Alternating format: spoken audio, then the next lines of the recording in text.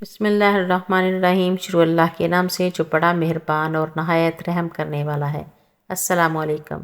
حضرت سیدنا عبد الرحمن بن عبداللہ خرانی رحمۃ اللہ علیہ سے منقول ہے، ایک مرتبہ عظیم سلطنت کے عظیم بادشاہ حضرت ذوالقرنین علیہ السلام ایک ایسی قوم کے پاس پہنچے جن کے پاس دنیوی ساز و سامان وغیرہ کچھ بھی نہ تھا۔ انہوں نے ایک جگہ بہت سی قبریں کھودی ہوئی تھیں۔ صبح سویرے ان قبروں کے پاس جاتے، انہیں صاف کرتے اور ان کے قریب ہی نماز پڑھتے۔ یہ ان کا روز کا معمول تھا۔ ان کی غذا درختوں کے پتے اور گھاس تھی۔ جنگل میں ان کے لیے گھاس اور سبزہ وافر مقدار میں موجود تھا۔ وہ اسے کھا کر اور تالابوں کا پانی پی کر گزارا کرتے اور اللہ کا شکر ادا کرتے۔ حضرت سیدنا ذوالقرنین علیہ السلام نے ان کے سردار کو پیغام بھیجا کہ ہم سے آ کر ملو۔ قاصد نے بادشاہ کا پیغام دیا تو سردار نے کہا، ہمیں ان سے ملنے کی کوئی حاجت نہیں۔ آپ علیہ السلام کو یہ جواب ملا تو خود سردار کے پاس گئے اور کہا، میں نے تمہاری طرف پیغام بھیجا کہ ہم سے آ کر ملو، لیکن تم نے انکار کر دیا، تو میں خود ہی تمہارے پاس چلا آیا۔ سردار نے کہا، اگر مجھے آپ سے کوئی حاجت ہوتی تو میں ضرور آپ کے پاس آتا۔ نہ مجھے آپ سے کوئی حاجت تھی، نہ میں آیا۔ حضرت ذوالقرنین علیہ السلام نے کہا، کیا وجہ ہے کہ میں تمہیں ایسی خستہ حالت میں دیکھ رہا ہوں کہ کسی قوم کو ایسی حالت میں نہیں دیکھا؟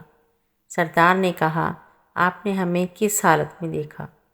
کہا، تمہارے پاس دنیوی ساز و سامان میں سے کچھ بھی نہیں۔ تم لوگ سونا اور چاندی حاصل کر کے اس سے فائدہ کیوں نہیں اٹھاتے؟ سردار نے کہا، ہمیں دنیوی مال و دولت سے نفرت ہے، کیونکہ جب بھی کسی شخص کو یہ چیزیں ملیں اس کے نفس نے لالچ کیا اور ان سے بھی اچھی چیزوں کا مطالبہ شروع کر دیا۔ حضرت ذوالقرنین علیہ السلام نے کہا، میں نے دیکھا کہ تم لوگوں نے قبریں بنا رکھی ہیں، روزانہ وہاں جھاڑو دے کر نماز پڑھتے ہو۔ تمہارے اس عمل کی کیا وجہ ہے؟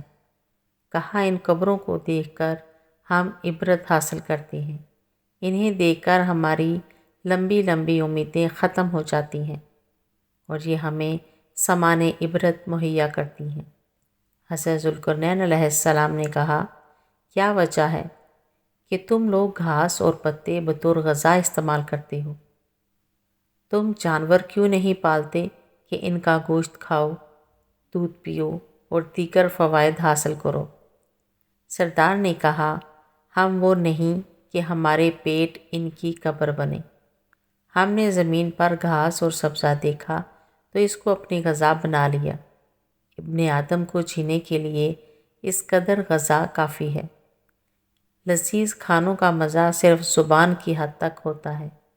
جیسے ہی غذا حلق سے نیچے جاتی ہے، تمام مزہ ختم ہو جاتا ہے۔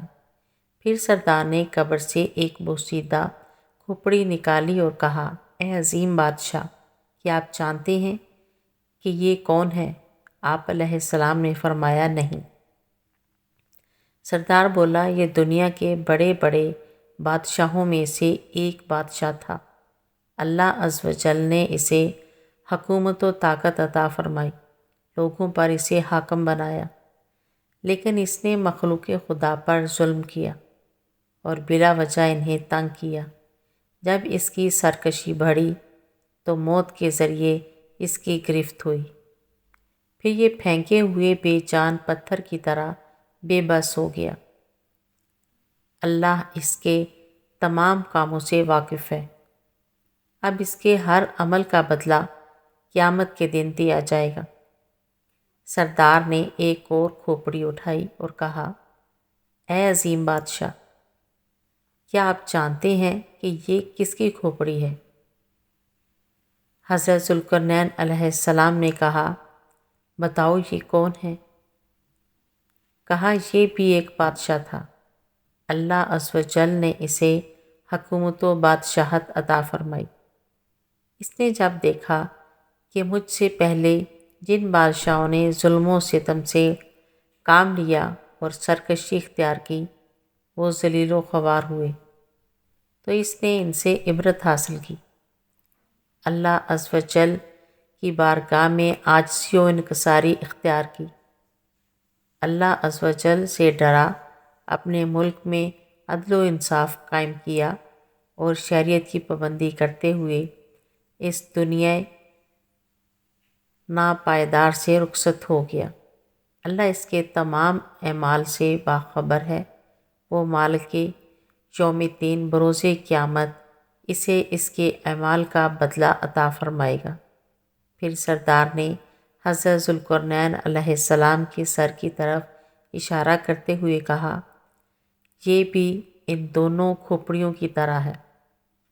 اے ہمارے عظیم بادشاہ، غور فرمائیں کہ آپ کا عمل اپنی رعایا کے ساتھ کیسا ہے۔ آپ نے جب اس سردار کی فکر آخرت سے مملو یعنی حکیمانہ گفتگو سنی تو کہا، کیا تم میرے ساتھ رہنا پسند کرو گے؟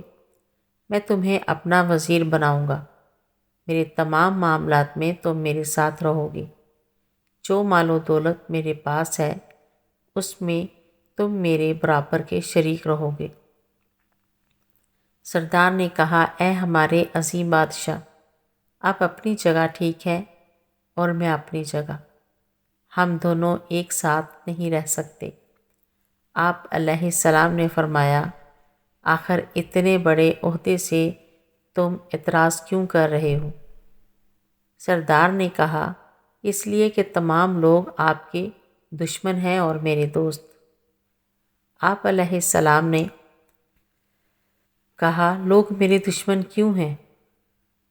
سردار نے کہا، اے عظیم بادشاہ، دنیوی مال و متاع، حکومت و سلطنت کی وجہ سے اور اسی دنیوی دولت کے حصول کی خاطر وہ آپ کے دشمن ہو گئے ہیں، اور میرے پاس ایسی کوئی چیز نہیں جس کی وجہ سے لوگ مجھ سے دشمنی کریں۔ نہ لوگوں سے مجھے واسطہ پڑتا ہے اور نہ ہی وہ میرے دشمن بنتے ہیں۔ مجھے میری یہی زندگی پسند ہے۔